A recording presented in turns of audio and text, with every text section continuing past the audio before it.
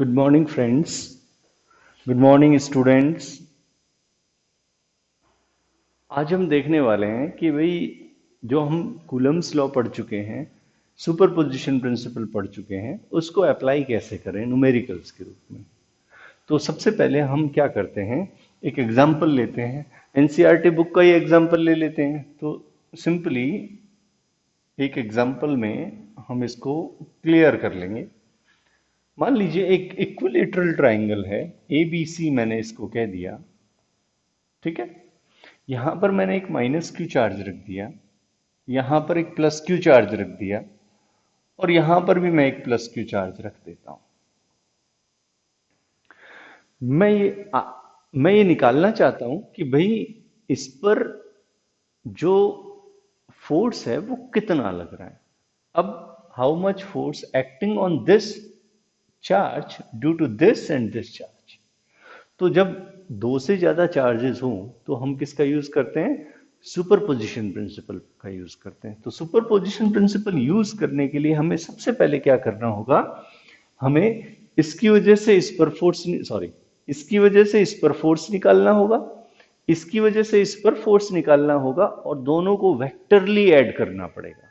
जैसे vectorially add करेंगे हमारे पास रिजल्ट आ जाएगा। तो हम सबसे पहले इस प्रॉब्लम को सॉल्व करने के लिए हम क्या करते हैं, फोर्स का मैग्नीट्यूड निकाल लेते हैं। तो सबसे पहले मैं निकालता हूं magnitude F B C, the force on the particle situated at B due to the force, sorry, due to the particle situated at C. The magnitude of this force will be equal to 1 upon 4 pi epsilon naught, that is q, magnitude of this charge and this charge is q upon, let the arm of this equilateral triangle is a, then it is a square. अब मैं इस पर और निकाल लेता हूं, F, the force on the particle situated at B due to the particle situated at A. So I can write it like 1 upon 4 pi epsilon naught q a square. देखिए यहां पर मैंने चार्ज का साइन साथ में नहीं लिया है। जब भी हम वेक्टर क्वांटिटी के साथ में डील करें तो हम कोशिश करें कि भाई चार्ज का साइन जो है वो साथ में नहीं ले। यदि लगाएंगे तो फिर डायरेक्शन में आपको प्रॉब्लम आ सकती है, इसलिए it is better to remove. और जब भी स्केलर क्वांटिटी के साथ डील करें तो डेफिनेटली हमें क्या करना है, उस साइन को साथ में रखना है, जिससे हमें दिक्कत नहीं हो। तो हम सबसे पहले क्या करेंगे, क्योंकि इसका जो साइन है वो डायरेक्शन के साथ ऑटोमेटिकली आ जाएगा। जब वेक्टर क्वांटिटी रखेंगे तो उसमें डायरेक्शन के साथ ऑटोमेटिकली आ जाएगा। तो हम यहाँ पर क्या करते हैं, इनको सॉल्व कर लेते हैं। तो अब इन दोनों को देखें इक्वेशंस को, तो ये दोनों इक्वेशन सेम है। इसका मतलब ये हुआ कि ये जो पार्टिकल है इसके ऊपर जो फोर्स लगा रहा है उसकी वैल्यू ये जो पार्टिकल है इसके ऊपर फोर्स लगा रहा है उसके इक्वल है। जब दोनों इक्वल है तो दोनों को हम कह सकते हैं, दोनों को ही एक ही फोर्स मान लेते हैं। सपोज करो मैं इसको भी एफ कह देता हूं और इसको भी क्या कह देता हूं, एफ कह देता हूं। क्यों कहा दोनों को सेम, क्योंकि दोनों सेम है मैग्नीट्यूड में। तो बी सी और बी ए लिखने का क्या मतलब है, क्योंकि दोनों की वैल्यू सेम है इसलिए हमने इसको नया नाम दे दिया, that is force F. Okay, this is the magnitude. हमें निकालना है कि इस पर जो फोर्सेस लग रहे हैं उन सभी फोर्सेस का रिजल्टेंट। उस रिजल्टेंट को हम लेट कर लेते हैं कि मान लीजिए उस रिजल्टेंट की वैल्यू, उसको हम कहते हैं एफ आर वेक्टर। तो हमें एफ आर वेक्टर निकालना है। एफ आर वेक्टर निकालने के लिए हमें दो चीजें चाहिए। What we want, first is the magnitude of F R, second is the direction of F R. यदि ये दोनों हम बता देते हैं तो हम समझ लेंगे कि हमारा एफ आर हमें मिल गया है। तो हमें क्या करना है, सबसे पहले मैग्नीट्यूड तो हम निकाल चुके हैं, तो इनको सम नहीं किया जा सकता। क्यों नहीं किया जा सकता, क्योंकि हमें एफ वेक्टर का सम करना है। क्योंकि रिजल्टेंट एफ आर जो होगा that will be equal to F B C vector का sum, sorry B C vector plus B A vector का सम।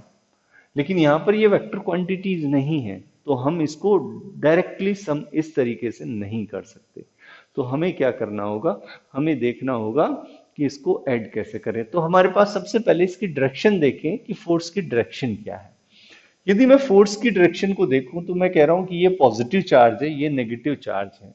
Positive and negative means they are opposite charges and opposite charges attract each other. ये एक दूसरे को क्या करेंगे, attract करेंगे। मतलब ये हुआ कि ये जो चार्ज है ये इसको अपनी तरफ पुल करेगा। जब पुल करेगा then the direction of force will be like this. Okay, और ये जो चार्ज है ये भी इसको क्या करेगा, पुल करेगा, because these are opposite charges. तो ये इसको पुल करेगा तो उसकी डायरेक्शन क्या हो जाएगी, ये हो जाएगी। ओके, तो मैं कह रहा हूं कि जब इस तरीके से डायरेक्शन में लिख सकता हूं तो मैं इसको लिख सकता हूं this is F B A vector, और इसको मैं लिख सकता हूं एफ बी सी वेक्टर। लिख दिया। हमने 11th क्लास में पढ़ा था कि दो वेक्टर क्वांटिटीज यदि कुछ एंगल पर काम कर रही हो, if there are two vector quantities working at some angle, the direction of the vector quantities at some angle, तो हम कहेंगे we can use the parallelogram method to find out the resultant vector। तो इन दोनों का resultant vector निकालना होगा और उसका मैग्नीट्यूड निकालना होगा, तो हम पैरेललोग्राम फॉर्मूला यूज कर सकते हैं। तो हम कहें पैरेललोग्राम बना दें इसको। पैरेललोग्राम रूल क्या कहता है वो हम रिमाइंड कर लेते हैं एक बार। वो ये कहता है कि यदि मान लीजिए एक पैरेललोग्राम की दो आर्म्स हैं, उन एक आर्म पर तो रखा जाए किसको, एक वेक्टर को, और दूसरे आर्म पर रखा जाए तो दूसरे वेक्टर को, तो इनका जो डायगोनल होगा that will show the resultant, means this is the F R vector. और इसके मैग्नीट्यूड और डायरेक्शन निकालने के लिए कुछ फॉर्मूले भी हमें याद होने चाहिए 11th क्लास से। तो हम कहेंगे वो फॉर्मूले क्या हैं, उसको रिमाइंड करने के लिए मान लीजिए ए और बी वेक्टर थे, तो हमने क्या लिखा था, R resultant vector will be equal to A square plus B square plus 2ab cos theta. Okay, and theta is the angle between a vector and b vector, and these all are magnitudes। तो इस तरीके से हमने इसको magnitude find out किया था, और इसके बीच इसकी डायरेक्शन निकालने के लिए हमने tan अल्फा कहा था b sin theta upon a plus b cos theta. ये दो फॉर्मूले हमें पहले से याद हैं 11th क्लास से। If there are two vectors a vector and b vector working at some angle theta, then we can find out by these formula the resultant vector। In formula को यूज करते हुए इसको solve कर ले, हमारा काम आसान हो जाएगा। तो फर्स्ट वेक्टर को कहूं तो ये रहा हमारा मतलब एफ, सेकंड वेक्टर को कहूं तो ये रहा हमारा एफ। तो सॉल्व कर ले तो रिजल्टेंट वेक्टर आ जाएगा, मतलब जो रिजल्टेंट है एफ आर का मैग्नीट्यूड हमें मिल जाएगा। तो कितना मिलेगा, that will be equal to, हमारे पास हो जाएगा बेटा first vector F square plus second vector F square plus 2f cos 60 degree. 60 degree ऐसे लिखा बेटा मैंने because these vectors are working at 60 degree. Why, because equilateral triangle के तीनों ही एंगल सेम होते हैं, और वो कितने कितने डिग्री के होते हैं, 60 डिग्री ईच। तो हमने इसको 60 डिग्री लिख दिया। So F R will be equal to the magnitude of this is 2f square plus 2f square cos 60 degree. cos 60 degree की वैल्यू आप पुट कर सकते हैं, 2f स्क्वायर को आप कॉमन ले सकते हैं, अंदर बचेगा 1 प्लस cos 60 इज हाफ, तो I can write it half हो जाएगा। और मैं इसको सॉल्व करूंगा तो 2f स्क्वायर इंटू 3/2, 2 से 2 कैंसिल। यदि मैं एफ आर निकालूं, sorry really very sorry, okay, तो मैं कह देता हूं F will be equal to √3 into F, और एफ की वैल्यू हमारे पास है। एफ की वैल्यू क्या है बेटा, दैट इज √3 इंटू एफ की वैल्यू या तो ये रख दीजिए या ये रख दीजिए, तो मैं कह देता हूं that is 1/4 pi epsilon not Q square upon A square. This is the magnitude of the resultant vector. मतलब एफ आर का मैग्नीट्यूड तो हमें मिल गया, ये जो इस पर फोर्स लगा रहा है, ये जो इस पर फोर्स लगा रहा है, उसका मैग्नीट्यूड तो हमें मिल गया है। तो अब हमें क्या निकालना है, इसकी डायरेक्शन निकालनी है। तो हम टेन अल्फा से निकाल लें। Tan alpha will be equal to B sine theta.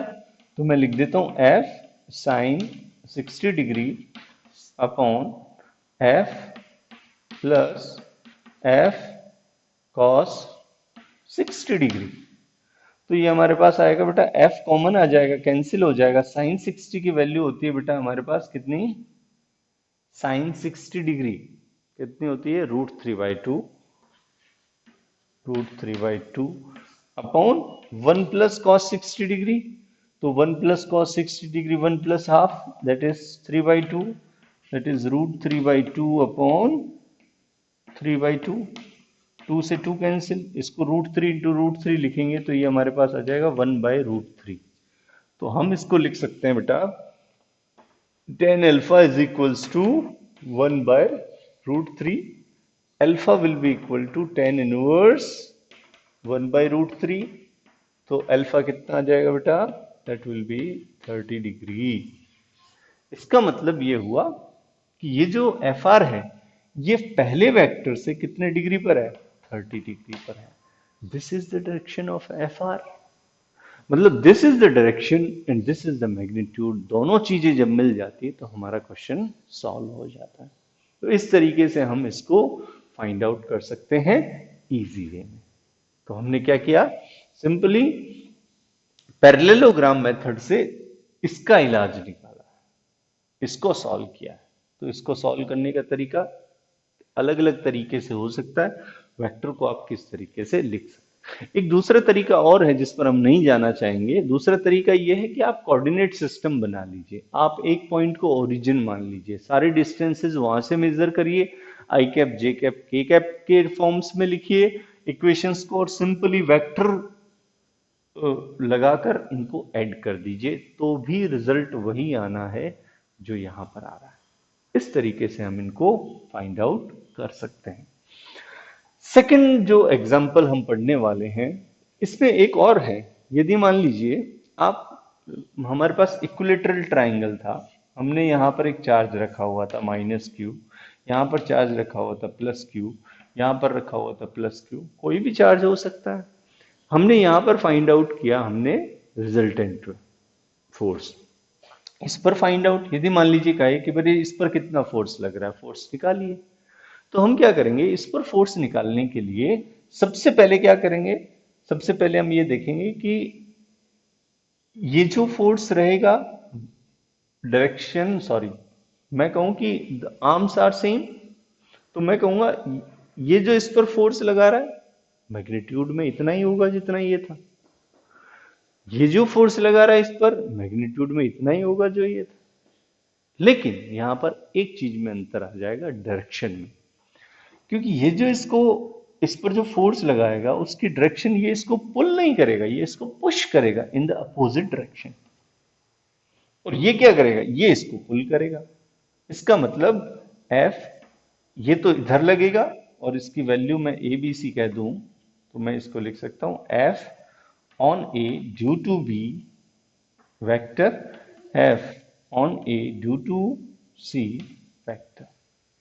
दो वेक्टर्स हैं, ये 60 डिग्री है तो हमें पता चल जाएगा ये कितना हो जाएगा, 120 degree. These two vector quantities are acting at 120 degree. तो हमारे पास ये पूरी डेरिवेशन में, अब यहाँ पर cos 60 था, यहाँ पर cos 120 डिग्री से सॉल्व कर लेंगे तो हमारे पास क्या आ जाएगा, इनका रिजल्टेंट आ जाएगा। और हमें पता है कि दोनों फोर्सेस मैग्नीट्यूड में सेम है, तो इनका रिजल्टेंट बिल्कुल बीच में आता है। तो एंगल जो आएगा अल्फा 30 डिग्री आया था, ये कितना आ जाएगा, ये 60 डिग्री आ जाएगा। इस तरीके से हम इसको भी सॉल्व कर सकते हैं। इसी तरीके से इस पर निकालना हो तो भी सॉल्व किया जा सकता है। इसकी वजह से इस पर फोर्स इस साइड में लगेगा, इसकी वजह से इस पर फोर्स इस साइड में लगेगा, और एंगल वापस से वो कितने डिग्री का हो जाएगा, वो हो जाएगा बेटा 120 डिग्री। और इसको भी उसी तरीके से सॉल्व किया जा सकता है। तो इस तरीके से हम इन प्रॉब्लम्स को सॉल्व कर सकते हैं। इसको आप बिल्कुल करके देखिएगा। यदि नहीं हो रहा है, आंसर नहीं आ रहा है या कोई प्रॉब्लम आ रही है तो आप कमेंट सेक्शन में लिखकर दे सकते हैं। व्हाट्सएप पर भी मैसेज कर सकते हैं जिससे हम इसको सॉल्व कर पाए। नेक्स्ट हम क्वेश्चन लेना चाह रहे हैं, एक बुक का ही एक सिंपल सा क्वेश्चन है अनसॉल्व में, उसको ले लें। और वो ये कह रहा है, उसकी वैल्यू तो मुझे एग्जैक्टली याद नहीं है, लेकिन हम बेसिक पर जाना चाह रहे हैं कि कंसेप्ट क्या है, किस तरीके से सॉल्व करेंगे। तो मैं कह रहा हूं कि मान लीजिए एक स्क्वायर है, इस तरीके से स्क्वायर बना दिया मैंने, और मैं कहूं कि मान लीजिए ए बी सी डी इसका नेमिंग कर देता हूं, और यहाँ पर कुछ चार्जेस रखे हुए हैं। एक तो रख दिया मैंने -5 माइक्रोकूलम रख दिया, इधर भी -5 माइक्रोकूलम रख दिया, इधर +2 माइक्रोकूलम रखा, और इधर भी क्या रखा, +2 माइक्रोकूलम। इस तरीके से मैंने क्या रख दिया, चार्जेस रख दिए। इसके सेंटर पर एक चार्ज 1 माइक्रोकूलम का रखा हुआ है, और कहा जा रहा है कि भाई फाइंड आउट करिए कि इस चार्ज पर कितना फोर्स लग रहा है। तो इस पर फोर्स निकालने के लिए हमें सबसे पहले, सपोज करो इसकी आर्म ए है, ए सेंटीमीटर, 10 सेंटीमीटर, जो भी हो सकती है, डजेंट मैटर। इस तरीके से सॉल्व करें। वही सुपरपोजिशन प्रिंसिपल लगाएंगे। सुपरपोजिशन प्रिंसिपल, इसकी वजह पे यहां पर फोर्स निकाल लीजिए, इसकी वजह से यहां पर फोर्स निकाल लीजिए, इसकी वजह से यहां पर फोर्स निकाल लीजिए, और इसकी वजह से यहां पर फोर्स निकाल लीजिए, और उन सभी फोर्सेस का वेक्टर सम कर दीजिए। जब वेक्टर सम करेंगे तो रिजल्टेंट हमारे पास आ जाएगा। लेकिन थोड़ा सा हम क्या करें, माइंड को इस तरीके से पूरी प्रॉब्लम्स को एक बार नजर में डाल लें तो हमें इसका सॉल्यूशन अलग तरीके से निकल के आएगा। क्योंकि वो लॉन्ग मेथड पे जाएंगे, इसकी बजाय हम सिंपली इसको सॉल्यूशन निकाल सकते हैं। कैसे? देखिए यहां पर ये और ये चार्जेस सेम हैं। जब ये दोनों चार्जेस सेम हैं तो होगा क्या, होगा ये कि मैं निकालूं द फोर्स, ये सपोज करो ओ पॉइंट है, ओ ड्यू टू ए, तो इसका मैग्नीट्यूड यदि मैं निकालूं तो मैं कहूंगा that will be equal to 1/4 pi epsilon naught Q1 Q2 5 microcoulomb. मैं केवल मैग्नीट्यूड ही लिख रहा हूं, 1 microcoulomb upon this distance is, this is A, this is A, this total is √2a। Okay, और ये जो है ये लगभग हाफ है, तो मैं √2 इंटू √2 लिखूं तो √2 से, तो दैट इज a/√2, a/√2 का स्क्वायर। ओके, और यदि इसकी वजह से यहां देखूं तो भी सेम ही आएगा, मैं 5 microcoulomb, 1 microcoulomb, distance is same. तो यहां पर ये क्या हो जाएगा, मैग्नीट्यूड ऑफ FOC। ये दोनों फोर्सेस सेम हैं। डायरेक्शन यदि मैं देखूं तो ये क्या करेगा, इसको अट्रैक्ट करेगा, ये क्या करेगा, इसको अट्रैक्ट करेगा। these two forces are these two forces are same, sorry, same in magnitude and opposite in nature। देखिए, the same in magnitude and opposite in nature, they are acting opposite to each other। तो हम कहेंगे ये दोनों एक दूसरे को perfectly cancel कर देंगे, इसलिए इनकी वजह से इस पर जो फोर्स लगेगा वो कितना हो जाएगा, 0 हो जाएगा। तो मैं कह दूं कि भाई इन दोनों चार्जेस की वजह से इस पर कितना फोर्स लग रहा है, 0, because the magnitude of the forces is same and the direction is opposite, the resultant will be 0। इसी तरीके से इसको देख लीजिए, तो मैं कहूं FOB को निकाल लूं तो वो हो जाएगा 1/4 पाई एप्सिलॉन नॉट। मैं यहां पर रख देता हूं 2 microcoulomb into 1 microcoulomb, that is a/√2 का स्क्वायर, और इसी को ही यदि मैं देखूं तो FOD हो जाएगा। तो मैं कहूं दोनों का मैग्नीट्यूड सेम है। डायरेक्शन को यदि देखें तो ये इसको पुश करेगा इस डायरेक्शन में, ये इसको पुश करेगा इस डायरेक्शन में, दोनों की डायरेक्शन वापस से अपोजिट साइड में है, दोनों का contribution in the resultant force is 0। That's why the total force on this particle is 0। Simply इस तरीके से हम इसको कैलकुलेट कर सकते हैं। ये एक सिंपल सा तरीका है। Clear? Thank you.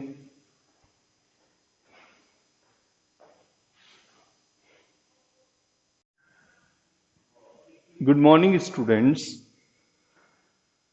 Today we are going to discuss an important electrostatic quantity, and which is electric field.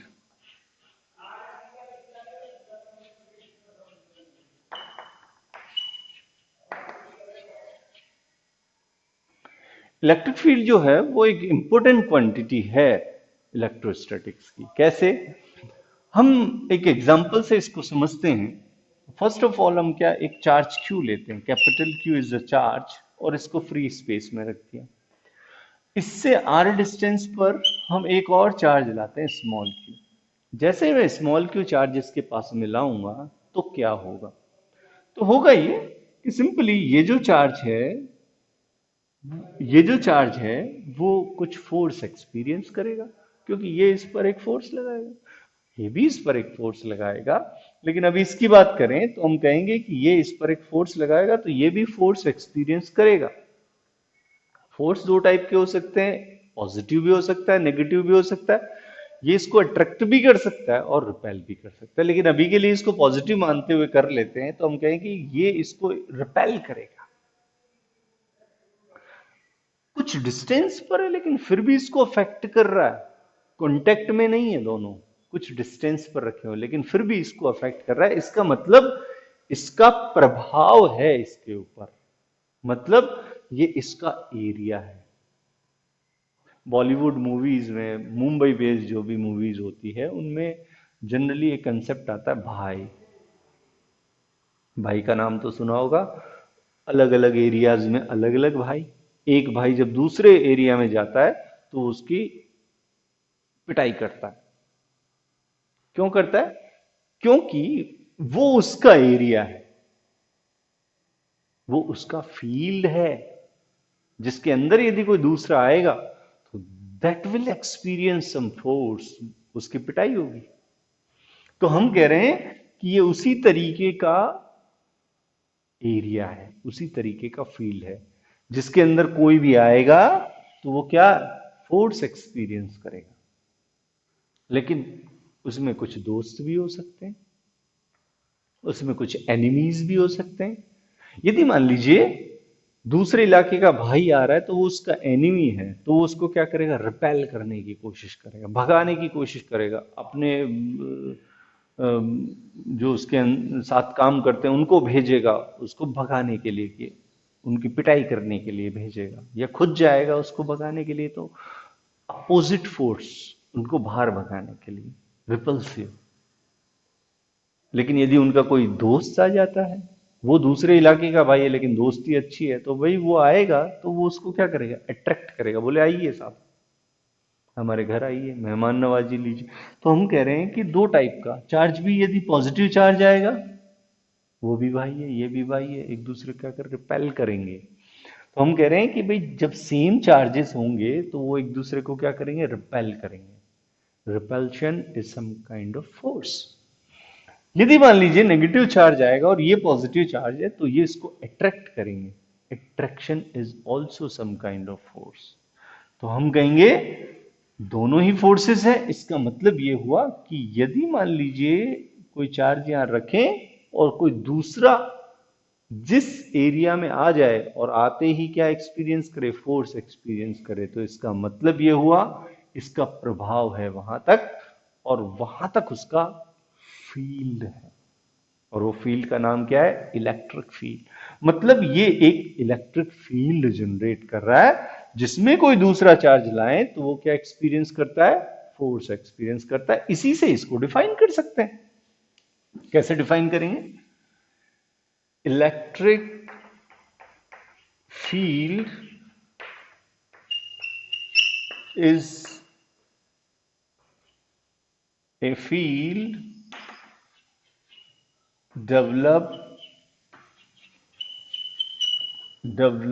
by a charge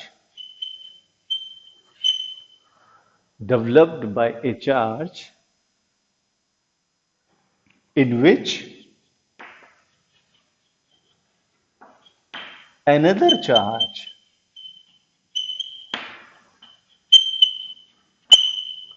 experience some force, जो दूसरा चार्ज लाएंगे वो क्या एक्सपीरियंस करेगा, कुछ फोर्स एक्सपीरियंस करेगा, तो वो जो फील्ड है that is the electric field of that charge. तो ये हमारे पास चार्ज की डेफिनेशन, सॉरी इलेक्ट्रिक फील्ड की डेफिनेशन आ गई। अब साइंटिस्ट ने क्या किया कि भाई इलेक्ट्रिक फील्ड है वो होता कितना है, मान लीजिए ये क्यू चार्ज है और इससे आर डिस्टेंस पर हम कैलकुलेट करना चाहें कि इलेक्ट्रिक फील्ड है कितना। तो साइंटिस्ट ने ये देखा कि इसका जो फील्ड है वो कुछ इतना आता है इस पॉइंट पर, P is the point of interest, और इस पर इलेक्ट्रिक फील्ड की जो वैल्यू है वो निकल के आती है by experiments epsilon naught Q upon R square. और R cap, this is the value of electric field given by the conclusion of experiments. बहुत सारे एक्सपेरिमेंट किए गए, यहाँ रख के देखा। निकालने का तरीका अभी देखेंगे कि किस तरीके से निकाल सकते हैं, लेकिन पहले हम वैल्यू देख लें। तो हम कह रहे हैं इलेक्ट्रिक फील्ड जो है वो इतना होता है। हाँ, अब हम इसको देखें, मान लीजिए मैं यहाँ स्मॉल क्यू चार्ज रख दूं, तो आर डिस्टेंस पर ये क्या एक्सपीरियंस करेगा, कुछ फोर्स एक्सपीरियंस करेगा। और वो कूलम फोर्स की वैल्यू हम लिख सकते हैं इजीली, क्योंकि हमें पता है, हम पढ़ चुके हैं। तो हम कहें इसको हो जाएगा Q Q upon R square R cap. दोनों फॉर्मूलों को यदि कंपैरिजन करें तो हमें देखिए ये सेम है, ये क्यू भी है, आर स्क्वायर भी है, आर कैप भी है, केवल इसका अंतर है। दोनों के बीच में एक रिलेशन आ जाएगा, and the relation is an important quantity. F vector is equals to Q E vector. So the E vector can be written as F vector upon Q. तो हम कहेंगे electric field, because it is a scalar quantity, तो electric field की direction force की direction के same होती है। Clear? दोनों के बीच में relation, and this charge is an important quantity which we will understand. हम क्या कह सकते हैं कि भाई ये जो इलेक्ट्रिक फील्ड है वो फोर्स ही है। अब देखिए ये जो क्यू जो चार्ज है ना, ये वाला चार्ज जो यहां रखा है, जबकि इलेक्ट्रिक फील्ड के अंदर इस क्यू चार्ज की कोई वैल्यू नहीं है। क्यों नहीं है? क्योंकि ये इस पर डिपेंड ही नहीं करता है। यदि इस क्यू चार्ज को हटाओगे, इसमें क्यू नहीं है इलेक्ट्रिक फील्ड के फॉर्मूले में, इसका मतलब ये जो इलेक्ट्रिक फील्ड है ये इस चार्ज पर डिपेंड नहीं करता। इस चार्ज को हम कहते हैं बेटा that is test charge. Test charge. और ये जो चार्ज है इस चार्ज को हम कहते हैं बेटा source charge. Source charge, source charge का मतलब ये होता है जो फील्ड जनरेट कर रहा है। सोर्स कहां है फील्ड का, वो ये है। और टेस्ट चार्ज क्यों कहते हैं अभी इसका मतलब समझते हैं, इससे पहले हम इसको डिफाइन कर लें। यदि मैं इसको डिफाइन करता हूं इस इलेक्ट्रिक फील्ड को, तो इससे भी डिफाइन किया जा सकता है। कैसे कर सकते हैं? मैं सपोज करो इसको क्यू नॉट कह देता हूं, जिससे टेस्ट चार्ज क्लियर हो जाए। यहां पर क्यू नॉट लगा देता हूं। तो मैं कहूं कि भाई यदि मान लीजिए ये 1 कूलम का है, तो ये इलेक्ट्रिक फील्ड फोर्स की क्या हो जाएगा, इक्वल हो जाएगा। इसका मतलब ये हुआ कि यदि 1 कूलम का चार्ज हम यहां रखें और जो वो फोर्स एक्सपीरियंस करे वही उस पॉइंट पर क्या है, इलेक्ट्रिक फील्ड है। ठीक है? तो electric field is a electric field at any point P। ये P पॉइंट ले लिया सपोज करो, इस पर इलेक्ट्रिक फील्ड को डिफाइन करना चाह रहे हैं। Electric field at any point P is the force experienced by 1 coulomb charge placed at that point। Point of interest, जहां पर भी हमें फाइंड आउट करना है वो उस पर प्लेस कर दीजिए 1 माइक्रो और फोर्स कैलकुलेट कर दीजिए, that will be the electric field. तो हम यहां पर इसको अलग तरीके से, एक तरीका ये हो गया इलेक्ट्रिक फील्ड को डिफाइन करने का, दूसरा तरीका इस फॉर्मूला से हो गया। This is the nothing but it is the force experienced bye 1 coulomb charge in the field. ठीक है, this is the electric field. अब हम एक दूसरा तरीका, एक इंपॉर्टेंट मेथड देखना चाहते हैं कि भाई इलेक्ट्रिक फील्ड को किसी पॉइंट पर फाइंड आउट कैसे करें प्रैक्टिकली। तो प्रैक्टिकली फाइंड आउट करने के लिए यहां पर हम एक मेथड देख रहे हैं कि भाई हम क्या करें, एक क्यू चार्ज को रखा हमने और हम इससे आर डिस्टेंस पर एक स्मॉल क्यू चार्ज लेकर आ रहे हैं। इसके लिए हम कहें कि भाई हमें इलेक्ट्रिक फील्ड फाइंड आउट करना है, तो हम यहाँ आर डिस्टेंस पर एक क्यू नॉट और चार्ज लेकर आ गए, जिसको हम टेस्ट चार्ज कह रहे थे। वो चार्ज जब हम लाते हैं तो हमें पता है कि आर डिस्टेंस पर जब किसी चार्ज को रखा जाएगा किसी दूसरे चार्ज से, that will experience some force. इस पर एक फोर्स लगेगा, उस फोर्स को हम कैलकुलेट कर सकते हैं कैसे, बाय मेजरिंग इंस्ट्रूमेंट। फोर्स यदि वैसे भी हम इसको यहां रखेंगे और हाथ लगाएंगे तो भी कुछ फोर्स एक्सपीरियंस होता है कि नहीं होता है। एक मैग्नेट ले लीजिए इस तरीके से और उसके पास में एक दूसरी मैग्नेट लेकर जाइए, तो जैसे जैसे पास में लेकर जाएंगे तो होगा ये कि यहां से यहां तक जब इसको प्लेस करोगे तो एक सिचुएशन आएगी, इसको ढंग से समझिए। एक सिचुएशन आएगी कि ये यहाँ काफी भारी मैग्नेट है, जब मैं यहां से यहां तक ले जाता हूँ यहां से फोर्स एक्सपीरियंस होना तो शुरू हो जाता है, लेकिन जब यहां पर पहुंच जाता हूं तो ये डिस्प्लेस होना शुरू हो जाता है। इसका मतलब जैसे जैसे पास में जा रहे हैं तो फोर्स की वैल्यू क्या हो रही है, ज्यादा हो रही है। जैसे जैसे आर कम होगा वैसे वैसे फोर्स इंक्रीज हो जाएगा, फोर्स बढ़ेगा तो वो इसको क्या कर देता है, डिस्प्लेस कर देता है। लेकिन यहां पर भी कुछ ऐसा ही होना है कि मान लीजिए मैं इसको पास में ले जाऊंगा तो ये एक्सपीरियंस करना तो शुरू कर दिया इसने फोर्स, और उसको कैलकुलेट हम कर सकते हैं किसी मेजरिंग डिवाइस से। लेकिन ज्यादा पास में ले जाऊंगा तो हो सकता है फोर्स इंक्रीज होने से ये इसको क्या कर दे, डिस्प्लेस कर दे। इसी का ही डर रहता है, इसीलिए इस क्यू नॉट को क्या होना चाहिए, बहुत कम वैल्यू का होना चाहिए। हम एक स्मॉल क्यू चार्ज लेते हैं, स्मॉल क्यू इसलिए लेते हैं कि भाई यदि पास में ले जाएं तो इस पर फोर्स तो लगे, लेकिन उस फोर्स से ये इसकी पोजीशन चेंज नहीं हो।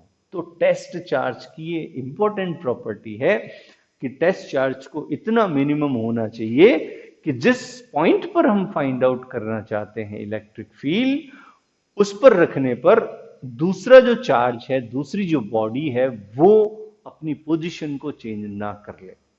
तो इसलिए इसे हम कहते हैं टेस्ट चार्ज।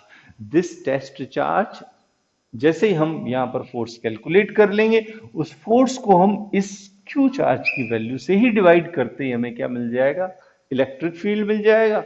और हमें पता है यदि इसकी वैल्यू 1 कूलम हो तो बात ही खत्म हो गई। तो फोर्स ही किसके इक्वल हो जाएगा, इलेक्ट्रिक फील्ड के इक्वल हो जाएगा। This is the simplest method to find out the electric field at any point practically. तो ये तरीका हो गया, इसीलिए हम इसको टेस्ट चार्ज कहते हैं।